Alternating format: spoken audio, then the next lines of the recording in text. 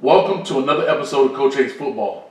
Today we're going to take an in-depth look at palms or two read versus two detached wide receivers. But before we get started, make sure you hit that subscription button as well as the notification bell so you're notified of the newest content. We'll be right back.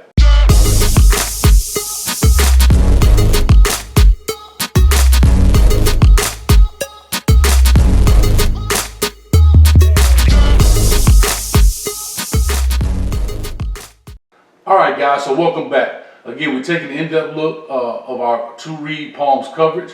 Again, I'm just going to call it two read for argument's sake. I know some people call it palms, some people call it blue, pink, purple. I don't care. You call it whatever you choose. I have an actual different name, but I do that because I like to categorize stuff a little bit differently. And I have a video that talks about categorizing your plays, and I'll put that in the card over my head, wherever that is. You'll see it pop up here in a second.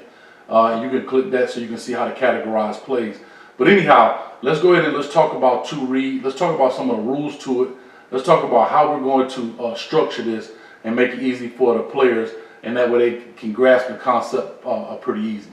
All right, first thing that we're going to do, all right, the very first rule is, okay, is we have to alignment, okay? So our alignment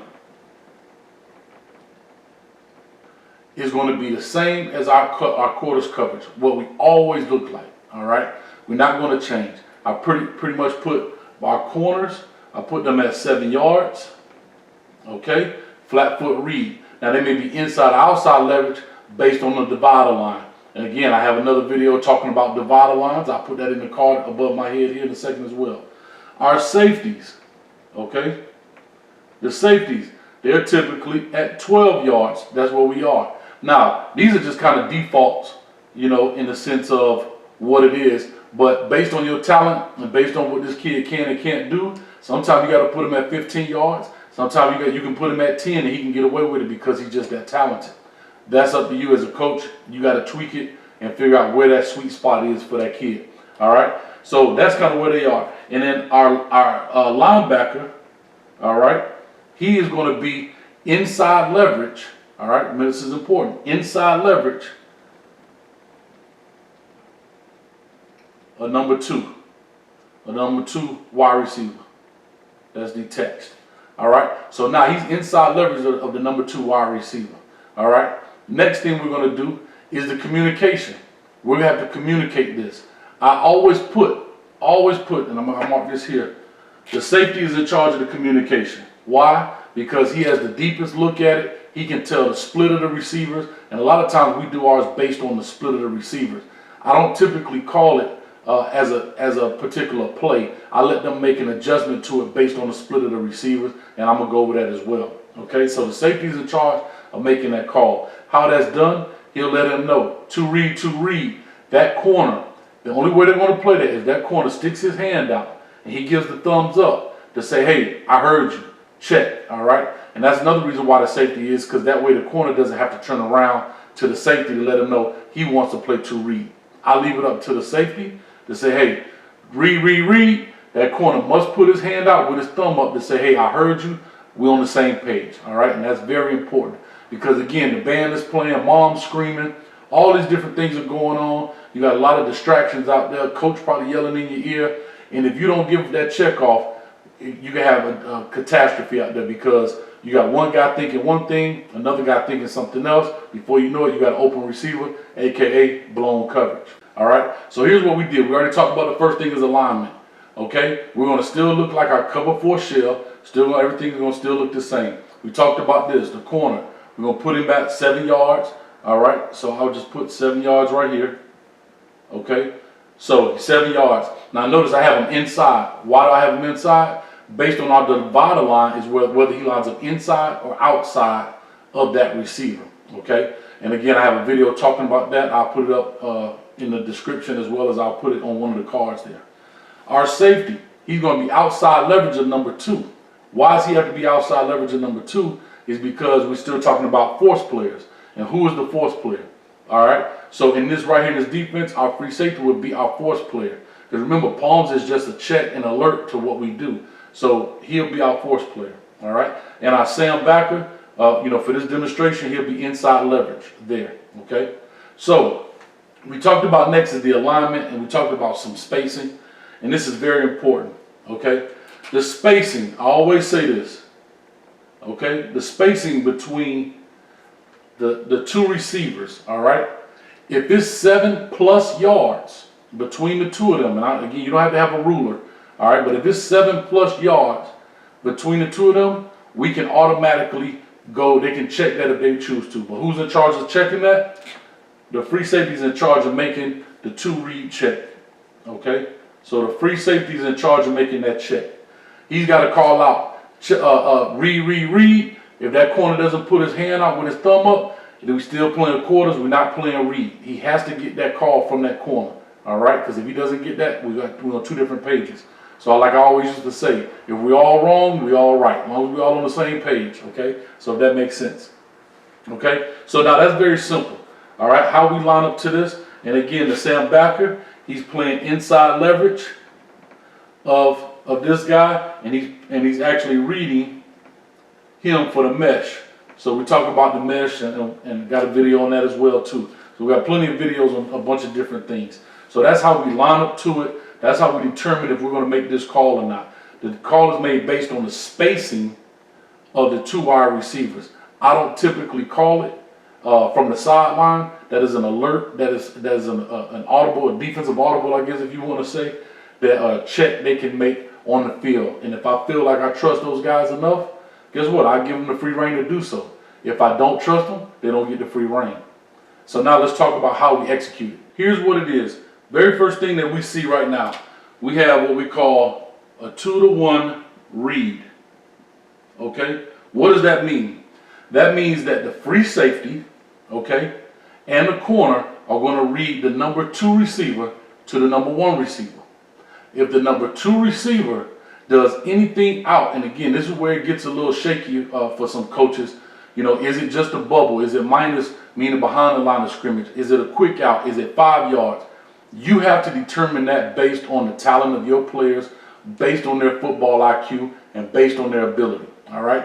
But just as a rule of thumb, is that anything that is immediately out, that is going to trigger us to go into the read defense, okay? So what are those different routes? That's the bubble, okay? That's a quick out, and like a speed out, all right? And even, and for myself, even if he doesn't feel like he's pushing you, okay? And it's all based on this corner. He's the one who has to trigger.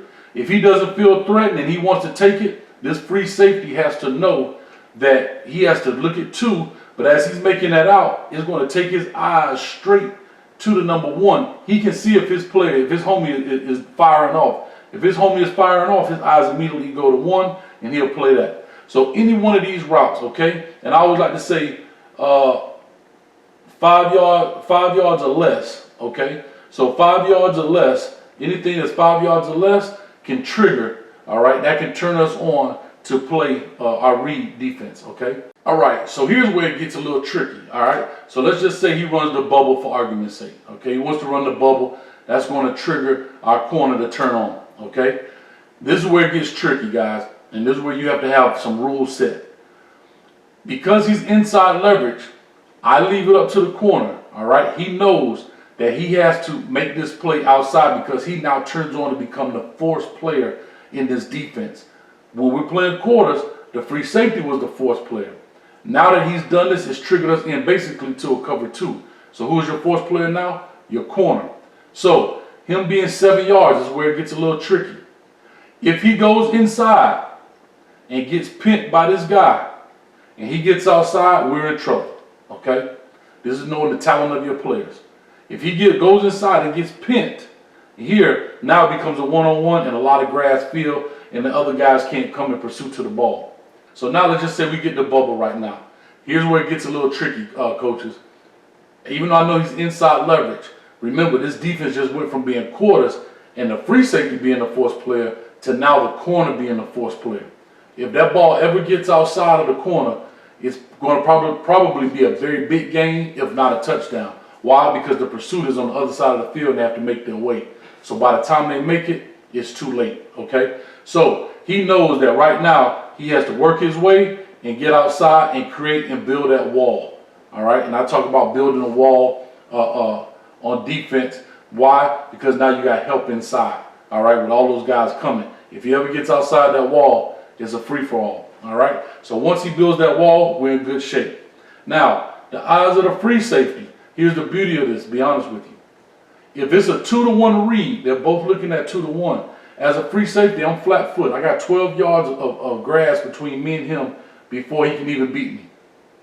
If he goes out immediately, his motion actually takes my eyes straight to number 1. So if I'm here looking at number 2 and he does a bubble, he's taking my eyes straight to the number 1, and I don't even have to move my feet because, again, he may be running a quick slant. He may be going up the field, but because I have time on my side and distance, I can make a play. Again, I know that it's different for different coaches and different players. If little Timmy can't run, then move his behind back to 15 yards.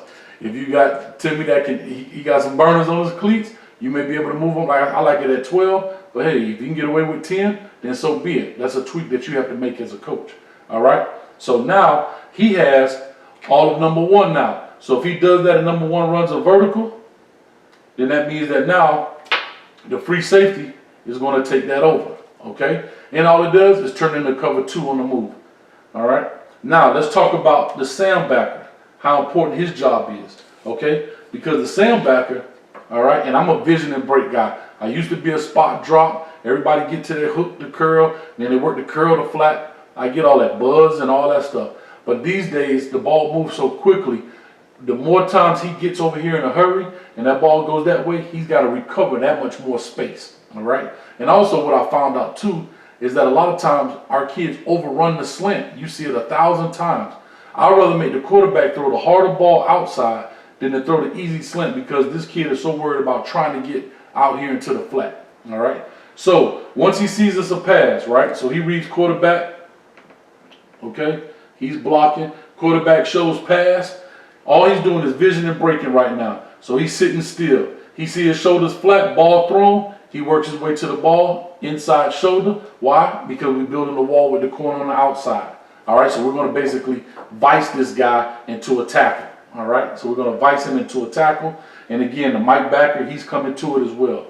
So we're in good shape with all of that. All right, so that's not a big problem. Now for the pass, another reason I like it is he's getting vision and break, and he sees that his quarterback eyes are facing this way. He can sit still. Why? Because this slant, he's going to run right into that slant. If he was spot dropping and he tried to hurry up and work to the curl to flat, he could overrun this, and now it becomes a big deal. Why does it become a big deal? Because you get the bubble, the free safety has just vacated the middle of the field, and now this kid is off to the races. All right? So that's why it's very important for our Sam not to be in a hurry to get out of there. He can vision and break the quarterback. I prefer the quarterback to make this throw way out here in this area instead of making an easy slant throw right in this area and catching it for a big gain. So let's just say, for example, we get this quick out. All right, people like to run the quick out. And let's say he does want to run the slant. No problem. We know that that's going to trigger what? That's going to trigger our corner to fire right now. Okay, should be a knockout shot. But again, this is the beauty of it. This is why I like this defense. All right. The free safety here, his eyes are automatically on 2. That is not a route that's going to push you to feel like you got to get out of town. You can flat foot read this. Once he makes that out, guess what happens? He knows his eyes go to 1. So as he's making this move, his eyes are going towards 1. He sees 1 coming at him. He can fire and trigger to this. As he's doing that, as he's making that move, he has to take a peek at the quarterback. And I know people say, you're working, you know where he's running to. And these are drills you got to practice as well, guys. All right? But now, once he sees that, okay, he never looks at the quarterback. Once he sees he makes his cut, he now can take that peek because he knows where to break onto that ball. It's either a pick or a knockout. It can be one or the other. It's up to the player. All right? I like them both. I like picks, though. But, a knockout is pretty good, too. Okay? And the safety net for him is also right here. Okay? With our Sam backer. The Sam backer, I already told you, he's a vision and break player. He's not in a rush trying to get out of there. And that's why this is huge. Because if he's in a rush trying to get out of there, now both of those guys have lost. So this guy, this Z has to make it through 2 things of defense. He's got to get through the free safety as well as he has to get through the Sam. All right, and these guys are working their way because he's vision and break, and you end up getting a vice right here and knocking that kid out or picking that ball off. Let's talk about this part, the weaknesses of the defense. A lot of coaches don't teach their kids the weakness of a defense. And my thing is I'm big on teaching the kids the weakness, because once they know what the weakness is, they know what they're defending. All right, they know what can hurt them, and that's huge. So right now in quarters defense, the weakness was the flats. It was designed to take away the 4 verticals, but what did it leave open? The flats. So therefore they put a lot of stress on the sandbacker to try and hurry and get to the flat. All right.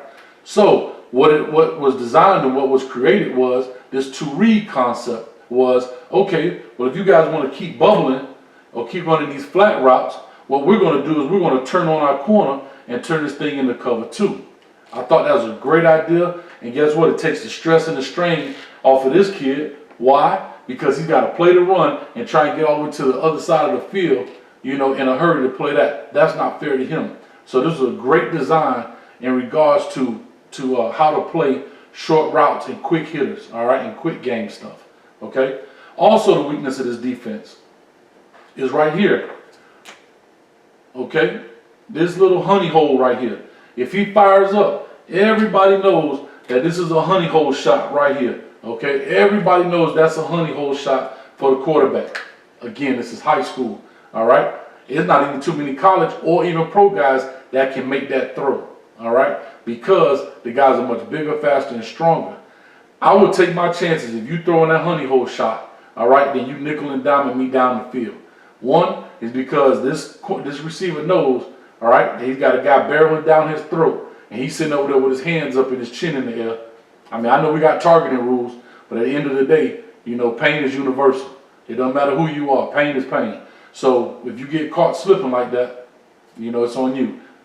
So it's not that easy on this board. It sounds good, but in theory, in reality, that's a 15-year-old kid that's going to take a good shot, all right, to the chest, all right. So with that being said, again, we got to understand what the weaknesses are to a defense, and you got to explain that to your players. If you don't explain that to your players, to me, I think it's unfair, and I don't think that's a great job of coaching, because they don't understand what can hurt them. If you can understand what can hurt you, then therefore you can protect yourself from it just a little bit better.